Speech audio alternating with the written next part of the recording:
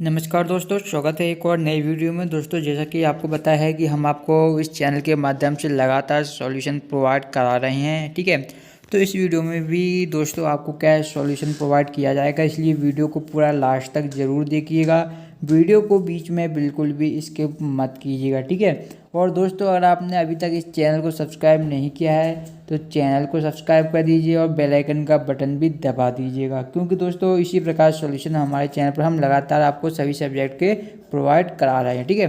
तो आज की वीडियो में हम सॉल्यूशन देखेंगे आतवार से परीक्षा 2021-22 विषय विज्ञान कक्षा 10वीं, ठीक है।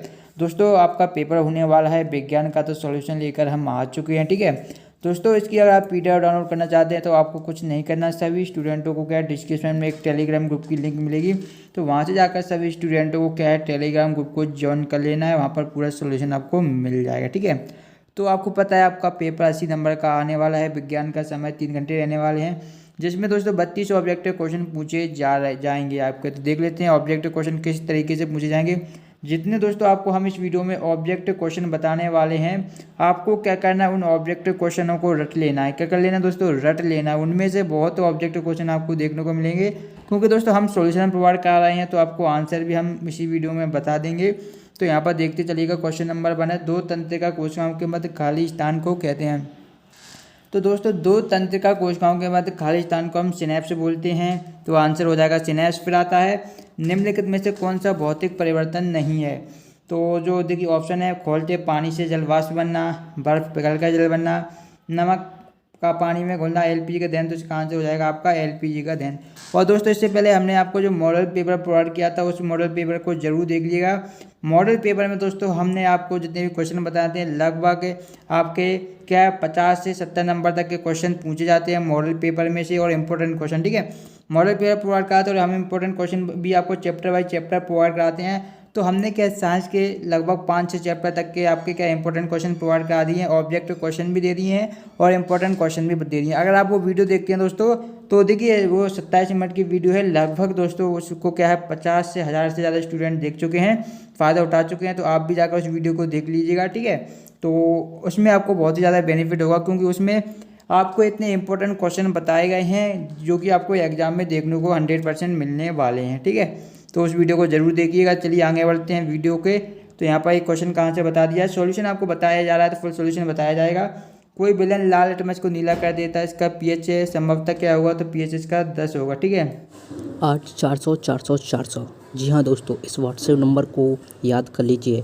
यहाँ पर आपके मैथ्स, फिजिक्स, केमिस्ट्री, बायोलॉजी सभी क्वेश्चनों के डाउट सॉल्यूशन होंगे अब अपने व्हाट्सएप पर ही। तो दोस्तों, आपको क्या करना होगा, अपने फ़ोन में इस व्हाट्सएप नंबर को सेव कीजिए और आपको जिस क्वेश्चन में डाउट है उस क्वेश्चन की यहाँ पर आपको फ़ोटो खींचना है और उसे अच्छी तरीके से क्रॉप करना है। तुरंत आपको इसका वीडियो सॉल्यूशन मिल जाएगा। फिर आप चाहे 6 से 12 तक हो, IIT JEE मेंस एडवांस के हो, या फिर CBSE आप यूपी या फिर किसी अन्य बोर्ड का हो, तुरंत पाइए अपने व्हाट्सएप पर सभी क्वेश्चनों के डाउट सॉल्यूशन। तो लिंक डिस्क्रिप्शन में दी गई है, जाइए डाउनलोड कीजिए। तो इसका आंसर आपका 10 हो जाएगा। फिर नेक्स्ट दिया गया है, मानव नेत्र के जिस भाग पर किसी वस्तु का प्रतिबिंब बनता है वह होता है, तो वह दृष्टिपटल होता है। मानव के जिस भाग पर वस्तु का प्रतिबिंब बनता है दोस्तों, उसे हम बोलते हैं दृष्टिपटल, ठीक है। दृष्टिपटल इज द राइट आंसर इस क्वेश्चन का, तो दृष्टिपटल नोट कर लीजिएगा। आगे देखिए, रासायनिक अपक्रिया में भाग लेने वाले पदार्थ कहलाते हैं। तो रासायनिक अपक्रिया में भाग लेने वाले जो पदार्थ होते हैं उन्हें हम अभिकारक बोलते हैं, ठीक है। क्या बोलते हैं, अभिकारक। तो ये आपका आंसर हो जाएगा अभिकारक। अब देखिएगा, नेक्स्ट क्वेश्चन दिया गया है, टमाटर में कौन सा अम्ल उपस्थित होता है, एसिटिक अम्ल, ऑक्जेलिक अम्ल, साइट्रिक अम्ल, टार्टरिक अम्ल। वेरी इंपॉर्टेंट क्वेश्चन है, ठीक है। तो इसका आंसर आप कमेंट बॉक्स में बताइएगा, ठीक है। लेंस की क्षमता का मात्रक क्या होता है, तो लेंस की क्षमता का जो मात्रक होता है दोस्तों वो हमारा होता है डायोप्टर। ये भी बहुत ही इंपॉर्टेंट क्वेश्चन है, लेंस की क्षमता का मात्रक कई बार पूछा गया है एग्जाम में, तो डायोप्टर आपको ध्यान में रखना है, लेंस की क्षमता का मात्रक है। स्वस्थ मनुष्य के लिए स्पर्श दृष्टि की न्यूनतम दूरी होती है, तो ये 25 सेंटीमीटर होती है, यानी कि 25 सेमी यानी कि सेंटीमीटर। तो ये आपका राइट आंसर है, 25 centimetre is the right answer. अब रिक्त स्थान दिए गए हैं, सोडियम हाइड्रोजन कार्बोनेट का सामान्य नाम होता है, सर्वाधिक क्रियाशील धातु है, द्रव अवस्था में पाई जाने वाली धातु होती है, कैल्शियम ऑक्सीक्लोराइड का सामान्य नाम होता है, तंत्रिका की प्रमुख इकाई। इन सभी के आंसर और पीडीएफ आपको हमारे टेलीग्राम ग्रुप पर मिलेगी, जाइए टेलीग्राम ग्रुप ज्वाइन कीजिए। इस बार आपको क्या है पीडीएफ हम हमारे टेलीग्राम ग्रुप पर प्रोवाइड कराते हैं, तो जाकर टेलीग्राम ग्रुप ज्वाइन कर लीजिएगा। इसके अलावा दोस्तों, सॉल्यूशन के लिए आप गूगल पर जाकर सर्च कीजिए skteach.com class 10th class 10 science half valley paper solution और लेस की टी जरूर लिखिएगा, तो आपको सॉल्यूशन मिल जाएगा। ठीक है, यहाँ पर क्वेश्चन सभी देख लीजिएगा, सभी क्वेश्चन आपके एग्जाम की दृष्टि से बहुत ही महत्वपूर्ण है। यहाँ पर जोड़ी भी दी गई है। देखिए, अवस्था में पाई जाने वाली धातु, विद्युत ऊर्जा का मात्रक, धातुओं को खींचने का गोल, धातुओं को पीट कर चारा बनाने का गोल, व्यंजक चूल, प्लास्टिक और जिसे हम शॉर्ट में POP बोलते हैं, जिप्सन सिरका, एक शब्द वाक्य में भी दिए गए हैं। बहुत ही महत्वपूर्ण क्वेश्चन है। दर्पण सूत्र, लेंस की क्षमता की प्रभाव तो इसका मात्रक लिखिए, नींबू और संतरे में अम्ल का नाम बताना है। इन सभी क्वेश्चनों के मैं आंसर आप उस वीडियो में बताए थे मैंने, जिसमें आपको important question chapter by chapter बताए थे, जो मैंने आपको वीडियो अभी बताई थी पहले कि आपको कौन सी वीडियो देखनी है, तो वो वीडियो जाकर जरूर देखिएगा। इन सभी क्वेश्चनों के आंसर आपको मिल जाएंगे। अष्टक नियम किसने दिया था? तो न्यूलैंड ने अष्टक नियम दिया था। ठीक है, मैंने सभी क्वेश्चन बताए। खाना बनाते समय बर्तन को भारी सतह काली क्यों हो जाती है? समूह सत्ता के तत्वों को अन्य किस नाम से जाना जाता है? ठीक है, बाकी क्वेश्चन भी देख सकते हैं। शुद्ध जल का pH मान कितना होता है? अम्ल एवं क्षार की अपक्रिया से क्या बनता है? विस्थापन अपक्रिया, वायु में जलाने से पूर्व मैग्नीशियम। तो ये सभी क्वेश्चन के आंसर हम ऑलरेडी बता चुके हैं। लोहे में जंग से बचाने के 2 तरीके, आधुनिक आवर्त नियम क्या है ये भी बता दिया, आयने के यौगिक उच्च गलनांक के होते हैं ये भी बता दिया, अपवर्तन के नियम ये बता हम। ठीक है, विद्युत विभव किसे कहते हैं? इसका मात्रक अपवर्तनांक से आप कर सकते हैं। लेंस की क्षमता से आपका समझते हैं, इसका मात्रक लिखिए। न्यूलैंड के अष्टक नियम को बताते हैं, उसकी सीमाएं लिखिए। 2 मीटर फोकस दूरी वाले अवतल लेंस की क्षमता याद कीजिए। तो जितने भी क्वेश्चन है इनको याद कर लेना है। ठीक है, बहुत ही इंपॉर्टेंट क्वेश्चन है। इनमें से दोस्तों 8 से 10 क्वेश्चन आपको हो सकता है एग्जाम को आपको एडवांस एग्जाम में आपको देखने को मिल जाए, क्योंकि जितने भी क्वेश्चन यहाँ पर सिलेक्ट किए गए हैं सभी बहुत ही ज़्यादा इंपॉर्टेंट है। लगभग ये कि आपके हर एग्जाम में पूछे जाने वाले क्वेश्चन है। अगर इनको आप याद कर लेते हैं दोस्तों, लगभग 8 से 10 क्वेश्चन तो आपको 100% देखने को एक क्वेश्चन मिलेंगे। चाहे आप कल चेक कर लीजिएगा तो आपको इन क्वेश्चनों में से बहुत सारे क्वेश्चन देखने को मिलेंगे। ठीक है, विद्युत मोटर का सिद्धांत, विद्युत जनित का सिद्धांत, ऊष्मक्षेपी एवं ऊष्माशोषी अपक्रिया, रासायनिक समीकरण से आपके समझते हैं। किसी संतुलित समीकरण का उदाहरण दीजिए। हमने क्षार में अंतर, धातु एवं धातु में अंतर, दोनों में से हो सकते एक आध क्वेश्चन पूछ लिया जाए, क्योंकि अंतर एक दो तीन अंतर पूछे जाते हैं एग्जाम में। हमारे आमाशय में अन्न की क्या भूमिका है? भोजन के पाचन में लाल की भूमिका बतानी है। मानव के उत्सर्जन तंत्र का नामांकित चित्र बनाना है। तंत्र का कोशिका का नामांकित चित्र बनाते उसके प्रमुख कार्य लिखने हैं। पुष्प के अंदर काटकर स्वच्छ एवं नामांकित चित्र बनाना है। अमीबा में द्विखंडन की विभिन्न अवस्थाओं को क्रमबद्ध चित्र बनाइए। अवतल उत्तल एवं समतल दर्पण के उपयोग लिखने हैं। ठोस चालक के लिए कुल प्रतिरोध का मान किन किन बातों पर निर्भर करता है और किस प्रकार ये बताना है। परावर्तन के नियम और अपवर्तन के नियम दोनों बहुत ही इंपॉर्टेंट है, इसको भी अच्छी तरीके से तैयार कर लीजिएगा। ठीक है, ये दोस्तों आपका जो मॉडल पेपर है ये पूरा का पूरा मॉडल पेपर है। इसके आगे अब जो मैं आपको क्वेश्चन बताने वाला हूँ वो एक्स्ट्रा क्वेश्चन है, तो इन्हें भी आपको तैयार कर लेना है। तो चलिए देख लेते हैं दोस्तों एक्स्ट्रा क्वेश्चन जो एग्जाम के लिए बहुत ही ज़्यादा इंपॉर्टेंट है। देखिएगा दोस्तों, पहला क्वेश्चन दिया गया था Fe2O3 + 2Al, तो क्या Al2O3 + 2A देखिए आपके किस प्रकार की अपक्रिया है? द्विविस्थापन अपक्रिया है। ठीक है, फिर दिया गया था नेक्स्ट क्वेश्चन जो कि है, कोई विलयन लाल लिटमस को नीला कर देता है तो उसका pH मान समाप्त होगा, तो उसका pH मान 10 होगा। ठीक है, बार बार क्वेश्चन को इसलिए रिपीट कर रहा हूँ जिससे कि आप क्वेश्चन याद कर लेंगे और आपको ज़्यादा प्रॉब्लम ना हो। अगर एग्जाम में क्वेश्चन पूछे जाते हैं तो आप तुरंत आंसर टिक कर नहीं फिर आता। खाद्य पदार्थों के डिब्बे पर जिंक की बजाय टिन का लेप होता है, क्योंकि तो टिन की अपेक्षा जिंक क्या अधिक अभिक्रियाशील होता है, इस कारण लेप होता है। प्रातः एक कार्बन परमाणु वाला हाइड्रोकार्बन है, तो एक कार्बन परमाणु वाला हाइड्रोकार्बन होता है मीथेन। देखिए, मीथेन का सूत्र होता है CH4। ठीक है, CH किस प्रकार से रहते हैं? भाई आपका एक कार्बन रहता है इस तरीके से, इसमें जो हाइड्रोजन है उस तरीके से जुड़े रहते हैं चारों तरफ। तो ये क्या इसमें केवल एक कार्बन होता है, तो एक कार्बन वाला जो परमाणु होता है उसे हम क्या बोलते हैं? उसे हम बोलते हैं मीथेन। तो ध्यान रखिएगा, methane is the right answer. चलिए आगे बढ़ते हैं नेक्स्ट क्वेश्चन की तरफ। नेक्स्ट क्वेश्चन देखते हैं। तो नेक्स्ट क्वेश्चन देखते हैं दोस्तों, यहाँ पर देखिएगा नेक्स्ट क्वेश्चन दिया गया है जो कि आपके रिक्त स्थान दिए गए हैं। पहला है, वे अपक्रियाएं जिनमें उत्पाद के निर्माण के साथ साथ ऊष्मा भी उत्पन्न होती है उन्हें कहते हैं। तो कौन सी अपक्रियाएं कहते हैं? ये क्वेश्चन है। फिर आता है पेंटेन। तो पेंटेन का पूछा गया है। पेंटेन का सामान्य सूत्र होता है C5H12। ठीक है, फिर है एक शब्द वाक्य में उत्तर दिए गए हैं। तो पहला है, आधुनिक आवर्त नियम किसने दिया? तो आधुनिक आवर्त नियम मोस्ले ने दिया था। आप हेनरी मोस्ले भी लिख सकते हैं या मोस्ले भी लिख सकते थे, मोस्ले लिखेंगे तो ज़्यादा सही रहेगा, हेनरी मोस्ले। ठीक है, फिर आता है शुद्ध जल का pH मान 7 होता है, जैसे कि मैंने आपको बताया था। पहले क्वेश्चन मैंने दिया भी था मॉडल पेपर में।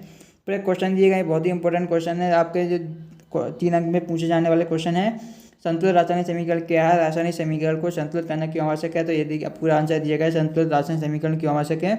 आंसर दिया गया है, नोट कर लीजिएगा। अम्ल किसे कहते हैं? अम्ल की कोई 4 विशेषता लिखनी है, ये भी इंपॉर्टेंट है। तांबे के मलिन बर्तनों को नींबू इमली के रस जैसे खट्टे पदार्थों से क्यों साफ किया जाता है? ये भी इंपॉर्टेंट है। सजाती श्रेणी किसे कहते हैं? उदाहरण से समझाना, तो इसे भी अच्छे तरीके से याद कर लीजिएगा। सजाती श्रेणी की डेफिनेशन भी याद करनी है। विस्थापन एवं द्विविस्थापन अपक्रिया के उदाहरण से समझा। इन सभी क्वेश्चनों के ऑलरेडी मैं आपको क्या पूरे चैप्टर बाई चैप्टर क्वेश्चन बताए थे, तब इन सभी क्वेश्चनों को मैंने आपको याद करवा दिया था। अगर हमने वो वीडियो नहीं देखी जाकर देख लीजिएगा। POP प्लास्टिक और पेरज का रासायनिक नाम, सूत्र, गोल्ड बनाने की विधि एवं उपयोग लिखनी है। तो यहाँ पर देख लीजिएगा, फिर आता है क्वेश्चन जो कि है आपका उपयोग यहाँ पर दी गए हैं। फिर आता है रासायनिक गुणधर्मों के आधार पर धातु एवं अधातु में विभेद कीजिए। धातु एवं अधातु के रासायनिक गुणों की तुलना करेंगे। तो पहला हो जाता है आयन का निर्माण, ऑक्साइड, जल के तनु अम्लों से क्रिया, प्रकृति और घनत्व। ये सभी पॉइंटों के आधार आपको धातु और अधातु में क्या अंतर लिखनी है, तो इस तरीके से अंतर लिख देना है आपको। फिर दिया गया निम्नलिखित यौगिकों के सूत्र एवं संरचना सूत्र लिखिए। Methane, ethane, propane, butane. ठीक है, तो आपको कुछ नहीं करना, सिर्फ क्या है यहाँ पर इस तरीके से आपको बना देना है मीथेन, एथेन, प्रोपेन और ब्यूटेन, ये आपका हो जाएगा। ठीक है, फिर देखिए डेवोराइन, ये बहुत ही इंपॉर्टेंट क्वेश्चन है। डेवोराइन का तक नियम क्या है, डेवोराइन के वर्गीकरण की क्या सीमा है, तो इसे भी कोई दो बतानी है, तो ये भी इंपॉर्टेंट है, इसे पूरे याद कर लीजिएगा। जितने भी क्वेश्चन बताए गए हैं सभी महत्वपूर्ण है आपके एग्जाम की दृष्टि से, तो सभी को याद कर लीजिएगा। और पेपर के चक्कर में बिल्कुल भी ना रहें। जैसा कि आपको पता है पिछला पेपर क्लास 10 का आपका इंग्लिश का हुआ था, तो बहुत सारे चैनलों ने आपको बताया था कि आपको पेपर रियल दे रहे हैं, लेकिन रियल पेपर किसी ने नहीं दिया। ठीक है, लेकिन हमने क्या आपको मॉडल पेपर बताया था, उनमें से बहुत सारे क्वेश्चन पूछे गए हैं। ठीक है, लेकिन थंबनेल पर आपको यही देखने को मिलेगा, क्योंकि अगर हम मॉडल पेपर थंबनेल पर लिख देंगे तो स्टूडेंट के वीडियो को नहीं दिखते। अगर वीडियो पसंद आए वीडियो को लाइक करें।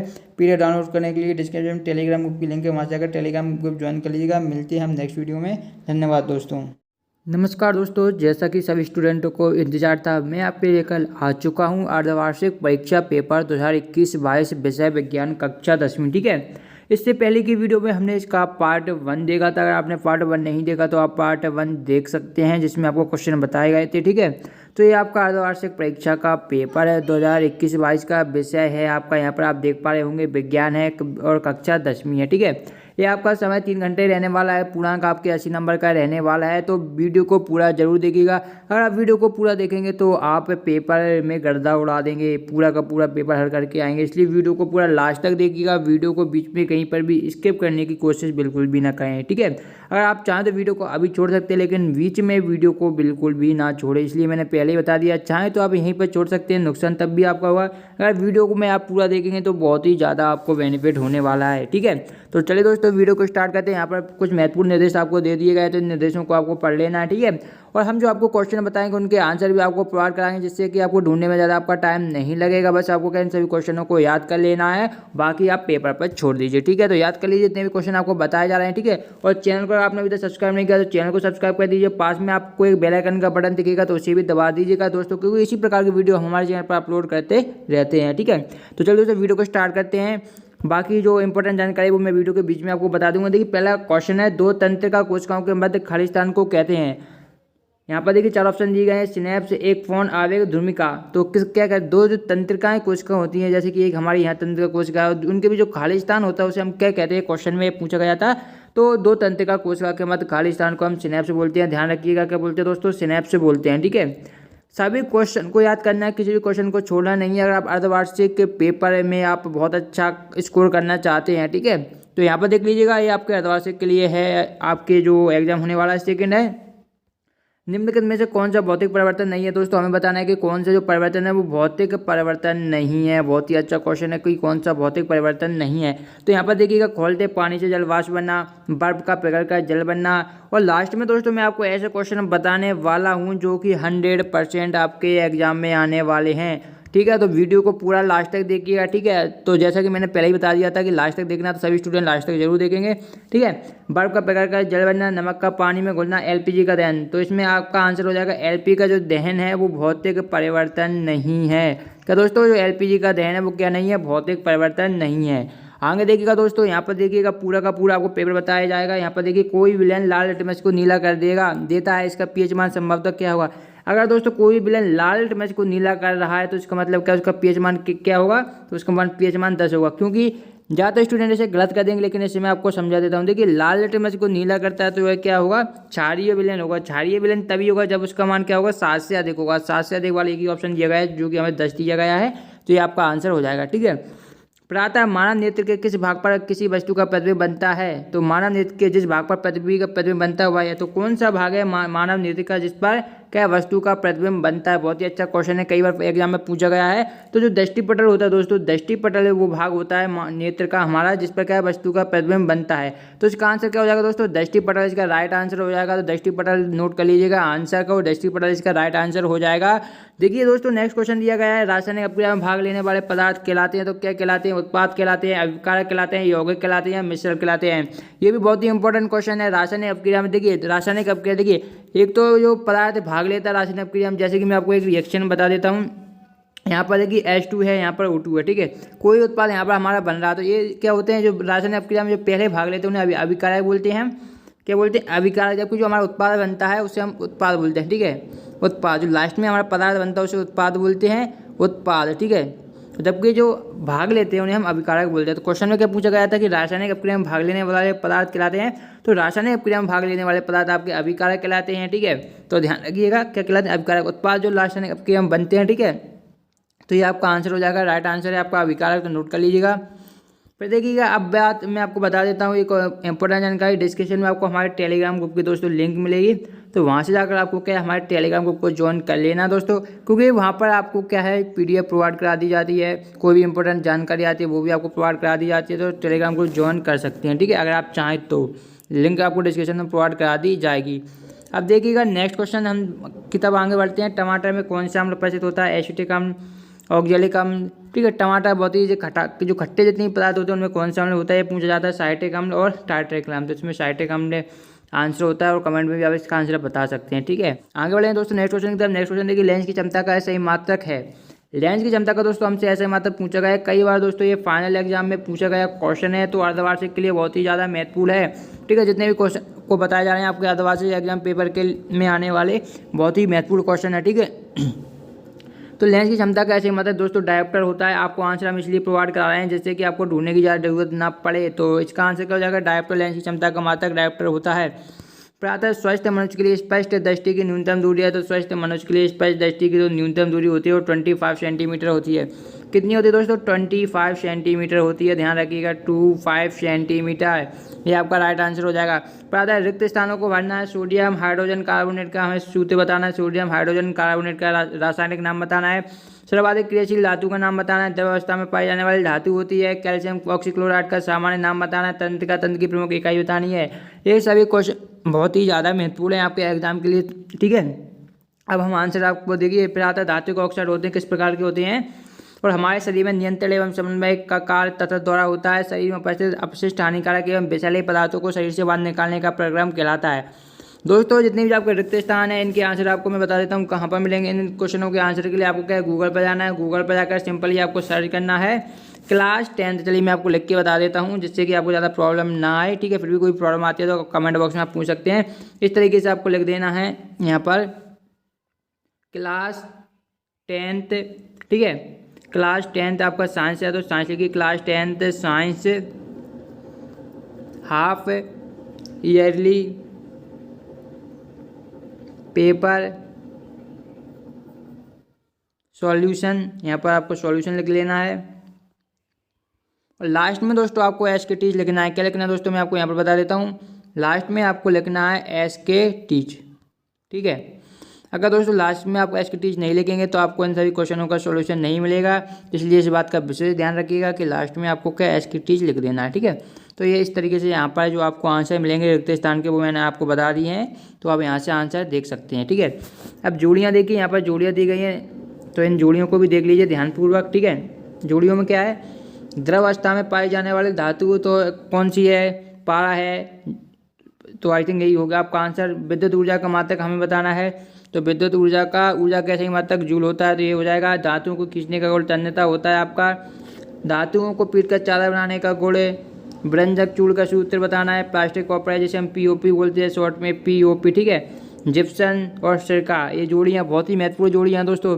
इनमें से लगभग यहाँ पर कितनी दी गई हैं, 1 2 3 4 5 6 7 8 जोड़ियाँ दी गई हैं। इनमें लगभग हो सकता है 2-3 जोड़ियाँ आपको आपके अर्धवार्षिक एग्जाम में देखने को मिल सकती हैं, ठीक है। ऐसा नहीं बोला कि 100% मिल जाएंगी, लेकिन क्या इंपॉर्टेंट बहुत ही ज़्यादा, जितनी भी जोड़ियाँ हैं बहुत ही ज़्यादा इंपॉर्टेंट है।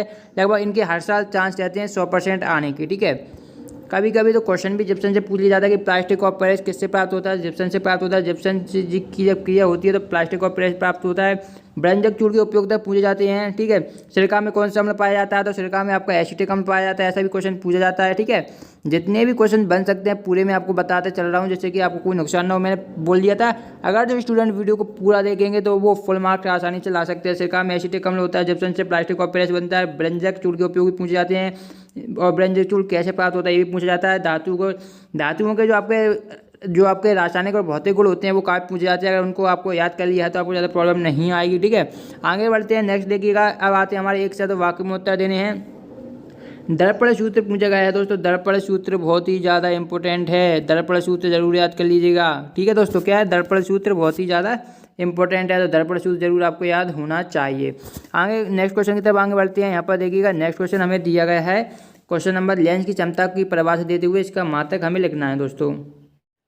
तो ये भी क्वेश्चन बहुत ही ज़्यादा महत्वपूर्ण है, तो इसे भी आपको अच्छी तरीके से तैयार कर लेना है। फिर आता है हमारा जो कि दिया गया है, नींबू और संतरे में उपस्थित अम्ल का नाम बताइए। नींबू और संतरा, देखिए नींबू भी आपका खट्टा होता है, संतरा भी आपका खट्टा होता है, ठीक है। तो हमें बताना है कि नींबू और संतरे में कौन सा अम्ल पाया जाता है। आगे देखिएगा, अष्टक नियम किसने प्रतिपादित किया था। ये भी बहुत ही इंपॉर्टेंट क्वेश्चन है, कई बार पूछा जा चुका है। प्रातः खाना बनाते समय बर्तन की भारी सतह काली क्यों हो जाती है। जो खाना, दोस्तों आप जब भी खाना बनाते हैं, अगर आप नहीं बनाते तो क्या, जब खाना हम बनाते हैं तो क्या है, जो बर्तन की जो भारी परतें होती है वो क्या काली पड़ जाती है। तो काली क्यों पड़ जाती है, क्वेश्चन में ये पूछा गया था। इसकी क्या कारण है कि वो सतह काली पड़ जाती है, ठीक है। फिर आता है, समूह 17 के तत्वों को किस अन्य नाम से जाना जाता है। तो ये भी आपको बताना है, समूह 17 के तत्वों को, ये भी इंपॉर्टेंट क्वेश्चन है। आगे बढ़ेंगे, देखिए शुद्ध जल का पीएच मान पूछा गया है, तो बहुत ही इंपॉर्टेंट क्वेश्चन है। देखिएगा पीएच मान क्या होते हैं दोस्तों। पीएच मान आपके यहाँ से देखिए 1 से लेकर 14 तक होते हैं, बीच में आपका 7 होता है। 7 से कम होते हैं तो ये अम्लीय होते हैं, ठीक है। 7 से कम ये अम्लीय होते हैं, ठीक है। और 7 से अधिक क्या होता है, क्षारीय होते हैं, क्षारीय होते हैं, ठीक है। तो हमसे क्या पूछा गया था कि शुद्ध जल का पीएच मान, तो 7 होता है शुद्ध जल का पीएच मान, ठीक है। अब देखिएगा, अम्ल एवं क्षार की क्रिया से क्या बनता है। तो अम्ल एवं क्षार की क्रिया से लवण प्लस जल बनता है। तो यहाँ पर ये हो जाएगा आपका आंसर। विस्थापन अपक्रिया किसे कहते हैं, उदाहरण दीजिए। इंपॉर्टेंट क्वेश्चन है विस्थापन अपक्रिया एन एग्जाम्पल। और इन सभी क्वेश्चनों के आंसर भी मैं आपको वीडियो में आगे बताऊंगा। सभी क्वेश्चन के जितने भी आपको क्वेश्चन अभी तक मैंने बताए हैं, सभी क्वेश्चनों के A to Z में आपको आंसर बताऊंगा। बिल्कुल भी चिंता मत कीजिए, A to Z आंसर आपको मिलने वाले हैं, ठीक है। वीडियो बड़ी होगी, लेकिन इस वीडियो का अगर जो भी स्टूडेंट पूरा देखेगा तो विज्ञान में वो क्या है, जलवे उसके हो जाएंगे। पेपर में बहुत ज़्यादा जलवे होने वाले हैं उसके, ठीक है। फिर आता है, लोहे में जंग से बचाने के 2 तरीके बताइए। आधुनिक आवर्त नियम क्या, हमें परिभाषा देनी है। आयने के यौगिक के उच्च गलनांक क्यों होते हैं, ये बताना है। परावर्तन के नियम, बहुत बार क्वेश्चन पूछा गया है कि परावर्तन के नियम कौन कौन से हैं, तो हमें परावर्तन के नियम बताने हैं। ये भी इंपॉर्टेंट क्वेश्चन है, ठीक है। फिर आता है दोस्तों, नेक्स्ट क्वेश्चन दिया गया है हमें, जो कि है, देखिएगा क्वेश्चन यहाँ पर दिया गया है, वायु यहाँ पर कहाँ तक हमारे कंप्लीट हो गए थे।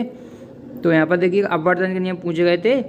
फिर आता है, विद्युत विभव किसे कहते हैं, इसका मात्रक लिखना है। अपवर्तनांक से आप क्या समझते हैं। लेंस की क्षमता से आप क्या समझते हैं, इसका मात्रक लिखना है। न्यूलैंड का अष्टक नियम बताते हुए इनकी सीमाएं भी दोस्तों हमें लिखनी है। 2 मीटर फोकस दूरी वाले लेंस की क्षमता ज्ञात कीजिए। तो यहाँ पर क्या देखिए, फोकस दूरी का आपको सूत्र पता है, तो आप यहाँ पर लेंस की क्षमता का जो सूत्र होता है और लेंस की क्षमता का मात्रक आई थिंक डायोप्टर होता है, तो ये भी क्वेश्चन पूछा जाता है। तो लेंस की क्षमता का सूत्र आपको लगा देना है, ठीक है। लेंस की क्षमता का क्या आपको सूत्र आसानी से लगा देना, जो फॉर्मूला होता है उसको लगा देना, और आसानी से इसका आंसर आपको देखने को मिल जाएगा, ठीक है। प्रातः एक गोली दर्पण की वक्रता जब 20 सेंटीमीटर, तो इसकी फोकस दूरी क्या हुई। तो यहाँ पर आपको फोकस दूरी का फॉर्मूला लगा देना है, तो आप वक्रता आसानी से निकाल सकते हैं। वक्रता हमें 20 सेंटीमीटर दी गई है, तो फोकस दूरी आप आसानी से निकाल सकते हैं, ठीक है। श्वसन को ऊष्माक्षेपी अपक्रिया क्यों कहते हैं। संचालन एवं विकृत गंधिता को उदाहरण से समझाइए। तो इनके भी आंसर दोस्तों आगे आपको वीडियो में मिलने वाले हैं, इसलिए अगर आपने अभी तक वीडियो को लाइक नहीं किया तो वीडियो को लाइक कर दें, चैनल को भी सब्सक्राइब कर दें, बेल आइकन का बटन भी दबा दें, वीडियो को शेयर भी कर दें, ठीक है। और देखिए नेक्स्ट है, ऊष्माक्षेपी एवं ऊष्माशोषी अपक्रिया को परिभाषा देते हुए समझाइए। सोडियम को केरोसिन तेल में डुबोकर क्यों रखा जाता है। प्रबल अम्ल एवं प्रबल क्षारों के नाम लिखिए। मेंडलीव की आवर्तसारणी से आप क्या समझते हैं। तारे क्यों टिमटिमाते हैं। प्रिज्म से प्रकाश के अपवर्तन का नामांकित चित्र बनाइए। फिर देखिए विद्युत मोटर का सिद्धांत लिखिए, विद्युत जनित्र का सिद्धांत लिखिए। 16वां क्वेश्चन है, ऊष्माक्षेपी एवं ऊष्माशोषी अपक्रिया में अंतर लिखिए, अथवा में रासायनिक समीकरण से आप क्या समझते हैं। किसी संतुलित समीकरण का उदाहरण दीजिए। अम्ल एवं क्षार में अंतर लिखिए। धातु एवं अधातु में 4 अंतर लिखिए। हमारे आमाशय में अम्ल की क्या भूमिका है, हमें बताना है। भोजन के पाचन में लार की क्या भूमिका है, हमें बताना है। मानव के उत्सर्जन तंत्र का नामांकित चित्र बनाना है। फिर आता है तंत्र का कोशिका का नामांकित चित्र बनाते हुए इसके प्रमुख कार्य लिखने हैं। पुष्प के अंदर कार्ड का स्वच्छ एवं नामांकित चित्र बनाइए। अमीबा में द्विखंडन की विभिन्न अवस्थाओं को क्रमबद्ध चित्र बनाइए। अवतल उत्तल एवं समतल दर्पण के हमें उपयोग लिखने हैं, ये भी महत्वपूर्ण है। प्रातः प्रवर्तन के नियम लिखिए, अपवर्तन के नियम लिखिए, क्वेश्चन पहले भी आ चुका था, ठीक है। अब इन सभी क्वेश्चनों के आंसर हम देखने वाले हैं। और अगर आपने चैनल को अभी तक सब्सक्राइब नहीं किया तो देर किस बात के, जाइए जल्दी से चैनल को सब्सक्राइब कर दीजिए। पास में आपको एक सब्सक्राइब का बटन दिख रहा हो, जाकर चैनल को सब्सक्राइब कर दीजिए, ठीक है। इसके अलावा दोस्तों जितने भी अभी तक आपको क्वेश्चन बताए गए हैं सभी बहुत ही महत्वपूर्ण हैं आपके अर्धवार्षिक एग्जाम के लिए, तो सभी को आप क्या तैयार कर लेना है, किसी भी क्वेश्चन को आपको छोड़ना नहीं है, ठीक है। ये आपके अर्धवार्षिक पेपर के लिए बहुत ही इंपॉर्टेंट क्वेश्चन सिलेक्ट किए गए हैं, तो उनको जरूर तैयार कर लीजिएगा। आगे बढ़ते हैं दोस्तों, अब आपको वही क्वेश्चन बताए जाएंगे जो आपको अर्धवार्षिक एग्जाम में आपको छपे मिलेंगे, जो कि हर साल पूछे जाते हैं, ठीक है। तो इसमें क्या है दोस्तों, आपको ये एमपी बोर्ड के द्वारा ही जारी किए गए हैं, तो इनको आपको ध्यान से पढ़ना है, बिल्कुल सटीक है, बिल्कुल ध्यानपूर्वक वीडियो को देखना है, ठीक है। और यहाँ पर देखिएगा पूरे क्वेश्चन के आंसर भी यहाँ पर आपको प्रोवाइड कराए गए। इन्हीं में से आपको क्या है अर्धवार्षिक एग्जाम में क्वेश्चन ऑब्जेक्टिव छपे छपाए देखने को मिलेंगे, ठीक है। क्योंकि ये जो एमपी बोर्ड के द्वारा जो जारी की गई है उनमें से ही मैं आपको बता रहा हूँ, ठीक है। पहला ही क्वेश्चन दिया गया है कि निम्नलिखित में से कौन सा भौतिक परिवर्तन नहीं है।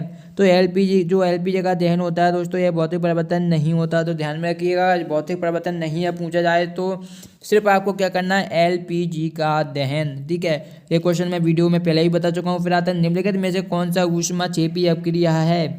तो जल के बिना बुझे चूने से जो अपक्रिया है दोस्तों वो हमारी क्या है, ऊष्माक्षेपी अपक्रिया है। यहाँ पर हमें एक रिएक्शन दी गई है जो कि है 6Fe2O3+2Al। तो जो देखिए अभी ये क्वेश्चन आया था कि अपक्रिया में जो पदार्थ भाग लेते हैं उन्हें क्या बोलते हैं, उन्हें अभिकारक बोलते हैं, ठीक है। तो ये हमारे जो तत्व यहाँ से यहाँ तक दिए गए हैं ये क्या है दोस्तों, हमारे अभिकारक हैं। क्या हैं, अभिकारक हैं, ध्यान में रखिएगा ये अभिकारक हैं। जबकि जो रासायनिक अपक्रिया में पदार्थ बनते हैं, ये जो पदार्थ बने हुए हैं इन्हें हम उत्पाद बोलते हैं, ठीक है। क्वेश्चन को कभी भी घुमाकर दिया जा सकता है, ठीक है, तो इन्हें हम उत्पाद बोलते हैं। तो ये जो रिएक्शन दी गई है 6Fe2O3+2Al, तो जो हमारा तत्व बना है Al2O3+2Fe, तो ये किस प्रकार की अपक्रिया है, ये क्वेश्चन पूछा गया है। तो दोस्तों ये जो हमारी अपक्रिया है वो हमारी विस्थापन अपक्रिया है। अभी आपको फर्स्ट चैप्टर के क्वेश्चन बताए जा रहे हैं। H2O का योग तथा O2 का आस कहलाता है, तो ये अपचयन अपक्रिया कहलाती है। फिर आता है जिन अपक्रिया में ऊष्मा का अवशोषण होता है उन्हें कहते हैं, तो जिन अपक्रिया में दोस्तों ऊष्मा का अवशोषण होता है उन्हें कहते हैं हम ऊष्मा शोषी अपक्रिया, ठीक है। फिर छठा है निम्न में से कौन सा एक रासायनिक परिवर्तन की विशेषता नहीं है। तो जो आकार में परिवर्तन होता है वो रासायनिक परिवर्तन की विशेषता नहीं है। फिर आता है दोस्तों नेक्स्ट क्वेश्चन दिया गया है, यहाँ पर देखिएगा खाद्य पदार्थों का कार्बन डाइऑक्साइड और पानी में टूटना एक प्रकार की क्या है, एक प्रकार की किस प्रकार की अपक्रिया है। तो जो खाद्य पदार्थों का कार्बन डाइऑक्साइड में टूटना, तो दोस्तों ये ऊष्माक्षेपी अपक्रिया है। फिर आता है सोने और प्लेटिनम को गलाने वाले अम्ल का नाम क्या है। दोस्तों सोडियम, जो सोना और प्लेटिनम को जो गला देता है काफ़ी पावरफुल अम्ल होता है जिसे हम एक्वा रेजिया बोलते हैं। क्या बोलते हैं दोस्तों, एक्वा रेजिया। यहाँ पर आंसर आपको देखने को मिल रहा है। फिर आता है रासायनिक अपक्रिया में भाग लेने वाले पदार्थ कहलाते हैं, तो अभिकारक कहलाते हैं। जैसे कि क्वेश्चन मैंने आपको बताया था, जो अपक्रिया में भाग लेते हैं उन्हें अभिकारक बोलते हैं, जो पदार्थ बनते हैं उन्हें उत्पाद बोलते हैं। प्रातः लंबे समय तक सेवन न करने पर सूखे मेवे सड़ जाते हैं, क्योंकि तो विकृत गंधता के कारण जो सूखे मेवे होते हैं वो क्या होते हैं दोस्तों, सड़ जाते हैं। तो इसे भी नोट कर लीजिएगा। आंसर आप देखिए यहाँ पर जो क्वेश्चन दिए गए हैं आपको, देखिए 4 अंक के क्वेश्चन अगर इस चैप्टर में से आएंगे तो जो क्वेश्चन आपको बताए जा रहे हैं इनमें से बाहर एक भी क्वेश्चन नहीं जाएगा। यहाँ पर आपको आंसर भी बताए जा रहे हैं। पहला क्वेश्चन था जो कि मैंने आपको हाफ ईयरली का जो पेपर बताया था, मॉडल पेपर बताया था, उसमें मैंने आपको क्वेश्चन दिए थे। उसमें ये भी क्वेश्चन था कि वायु में जलने से पूर्व मैग्नीशियम रिपन को साफ क्यों किया जाता है। तो मैंने वहाँ पर आपसे बोला था कि आपको यहाँ पर आप आंसर भी प्रोवाइड किया जाएगा, जब मैंने आपको पार्ट 1 बताया था, ठीक है।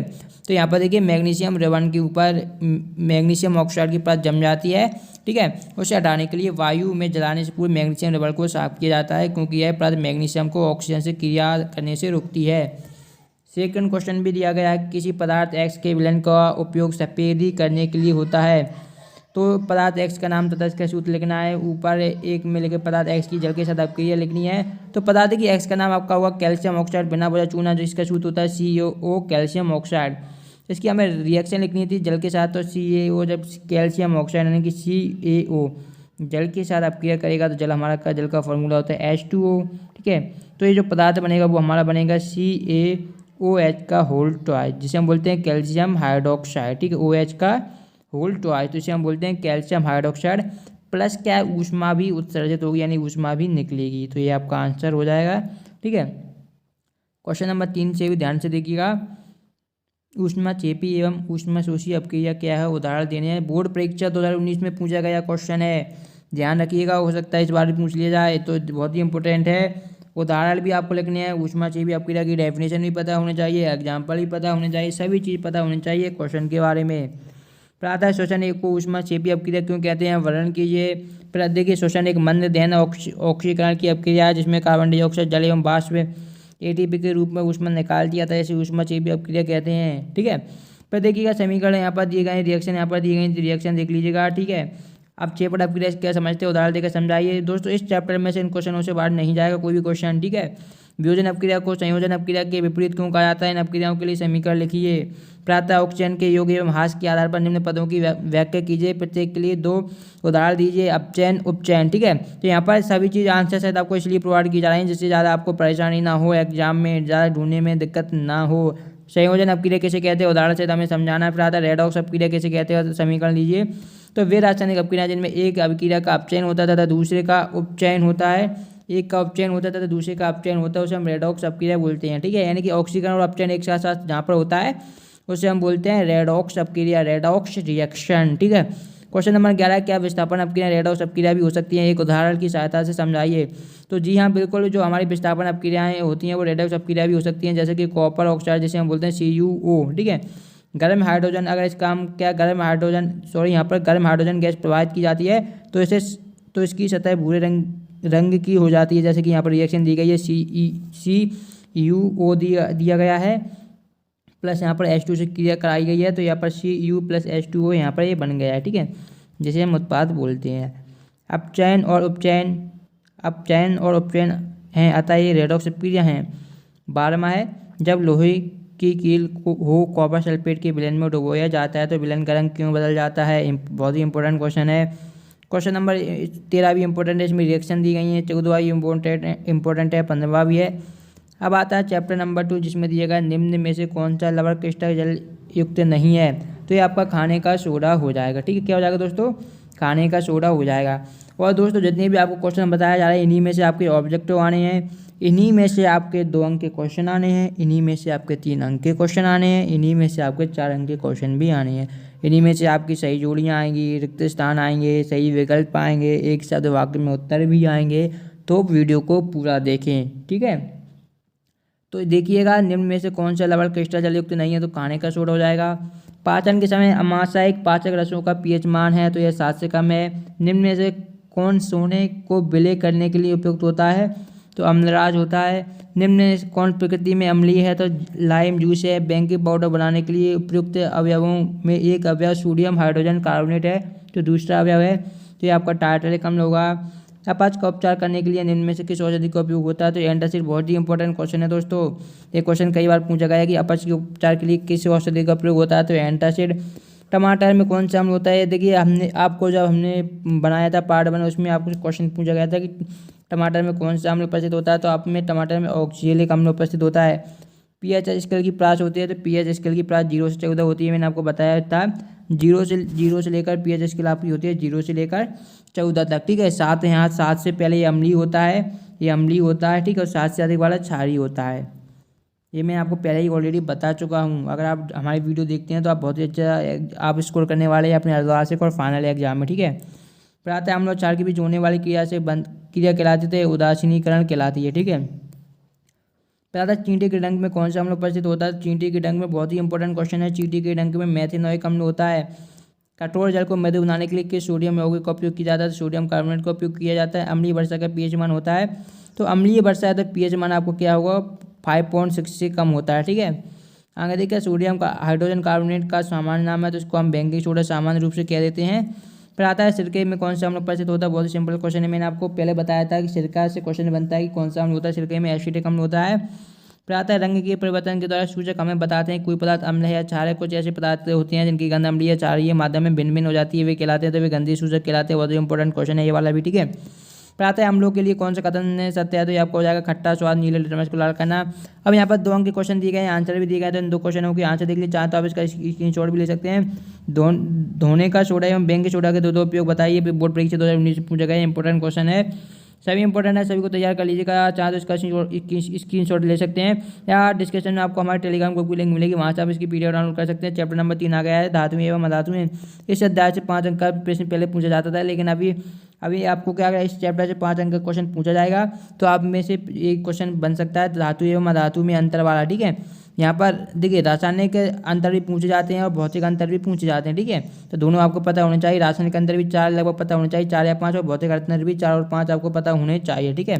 तो यहाँ पर सभी दिए गए धातु चमक, तो धातु चमक होती है, नहीं होती है कठोरता, बहुत कठोर, कठोर नहीं होते, आकार वर्धनीयता, ठीक है। फिर आती है तन्यता, गुण, चालकता, अवस्था, घनत्व, क्वथनांक एवं घनत्व। तो गुण, यहाँ पर गुणधर्म दिए गए हैं। यहाँ पर अपवाद भी कुछ होते हैं, तो अपवाद भी आपको ध्यान में रखने हैं, ठीक है। फिर धातुओं के रासायनिक गुणधर्म दिए गए, यहाँ पर इन्हें ध्यान रखिएगा। रासायनिक गुणधर्म भी पूछे जाते हैं अलग से। सक्रियता श्रेणी को समझाइए, तो सक्रियता श्रेणी क्या होती है? सक्रियता श्रेणी वह सूची है जिसमें धातुओं की क्रियाशीलता को अवरोही क्रम में विस्तृत किया जाता है, तो आपकी सक्रियता श्रेणी दी गई है। आयनिक यौगिकों के गुण भी दिए गए हैं, बहुत ही इंपॉर्टेंट हैं। धातुओं के गुण भी दिए गए हैं, इन्हें भी याद कर लीजिएगा। तो यहाँ पर देखिए रासायनिक गुणधर्म का धातुओं में विभेद करने थे, तो यहाँ पर देखिए कुछ मिसप्रिंट है, यहाँ पर देख लीजिएगा। इस तरीके से सभी क्वेश्चन बहुत ही ज़्यादा महत्वपूर्ण है, सभी को रट दीजिएगा, बहुत ही इंपॉर्टेंट है, ठीक है। देख लीजिएगा। अब चैप्टर नंबर 5 आता है तत्वों का आवर्त वर्गीकरण, ठीक है। तो देखिए इसमें से क्वेश्चन ऑब्जेक्टिव आएंगे, तो यहीं से बनेंगे कि मेंडलीव की आवर्त नियम के अनुसार तत्वों का आवर्त तालिका में व्यवस्थित किया गया क्रम है। तो बढ़ते परमाणु द्रव्यमान के आधार पर मेंडलीव ने अपनी आवर्त सारणी बनाई थी। फिर निम्नलिखित में से कौन सा कथन आधुनिक आवर्त तालिका के संदर्भ में सत्य है? तो इसमें 18 ऊर्ध्वाधर स्तंभ में सत्य है। आधुनिक आवर्त तालिका में इलेक्ट्रॉन विन्यास 2 वाले तत्व की क्या स्थिति होगी? तो समूह 18 से। सभी कार्बनिक यौगिकों का सबसे अधिक महत्वपूर्ण तत्व संबंधित समूह 14 से। प्रातः निम्न में से कौन सा तत्व सर्वाधिक संयोजी इलेक्ट्रॉन रखता है? तो पी रखता है, यानी कि फास्फोरस।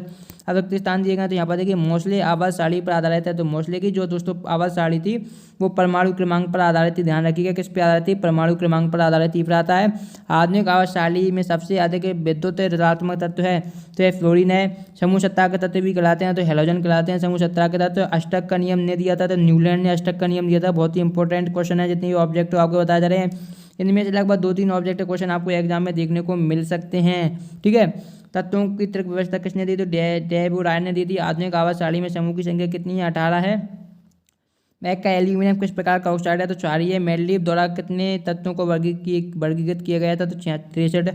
प्रातः एक परमाणु का इलेक्ट्रॉन विन्यास 2, 8, 7 है, तो इस तत्व का नाम क्या होगा? एक क्वेश्चन भी कई बार आपके फाइनल एग्जाम में पूछा गया है, आई थिंक पिछली बार ही पूछा गया, तो एक क्लोरीन है, ठीक है। अब यहाँ पर मैंने कहा था आपको रिक्त स्थान भी बताए जाएंगे, सही विकल्प भी बताए जाएंगे, सही जोड़ियाँ भी बताई जाएंगी, आपको सभी चीज़ यहाँ पर बताई जाएंगे। 2 अंक के क्वेश्चन भी बताए जाएंगे, 3 अंक के भी बताए जाएंगे, ठीक है। तो यहाँ पर देखिएगा Li यानी लिथियम होता है, तो लिथियम क्या है? इसका आपका हो जाएगा ई नंबर का उपधातु है। Si यानी कि सिलिकॉन, तो सिलिकॉन क्या है? सिलिकॉन है आपकी धातु है, ठीक है। फिर आता है O यानी ऑक्सीजन, 30 का D हो जाएगा यानी कि धातु है। फिर F आता है, F यानी कि फ्लोरीन, चौथे का आपका आंसर हो जाएगा A हेलोजन। फिर N नियॉन, तो इसका भी हो जाएगा अक्रिय गैस होती है नियॉन, ठीक है। अब देखिए 17 दिए गए हैं, 17 आपको आंसर 7 में दिए गए हैं, तो देख लीजिएगा, ठीक है। दोस्तों वीडियो काफ़ी बड़ी हो गई, इस वीडियो को ही समाप्त करते हैं। बस आप 2 अंक और 3 अंक के जितने भी क्वेश्चन है चैप्टर के देख लीजिएगा, बाकी जितने भी डिस्कशन है हम नेक्स्ट वीडियो में कर लेंगे। यहाँ पर देख लीजिएगा जितने भी हैं। इस वीडियो को यही समाप्त कर देगा। आपके लिए वीडियो पूरा हेल्पफुल रही तो वीडियो को लाइक करें, चैनल को सब्सक्राइब करना बिल्कुल भी ना भूलें। सब्सक्राइब का बटन है उसे दबा दीजिएगा। मिलते हैं नेक्स्ट वीडियो में। धन्यवाद दोस्तों वीडियो को लास्ट तक देखने के लिए।